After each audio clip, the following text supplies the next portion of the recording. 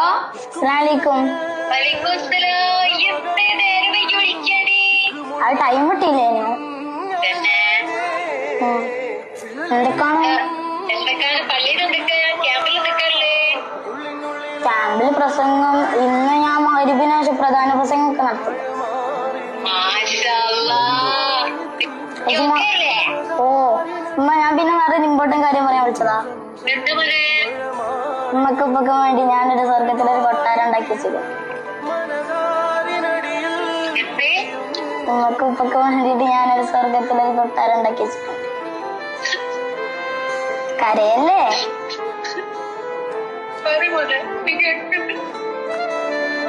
അന്ന് ഞാന് സ്കെച്ചും ചെയ്ത് രാവിലെ നേരത്തെ എണീച്ച് തഹജ്ജുദ് നിസ്കരിച്ചു. തഹജ്ജുദിന് ശേഷം ഞങ്ങൾക്ക് വേണ്ടി കുറെ ദുആവും ചെയ്തു.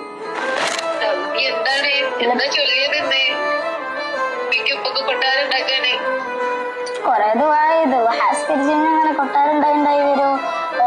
വഹാക്കായിട്ട് തന്നെ കൊറേ ഒരു വാതിൽ തന്നെ ഉണ്ട് സ്വർഗത്തിലെന്നാ പറഞ്ഞു. വഹാ പതിവായി നിസ്കരിക്കുന്നവർക്ക്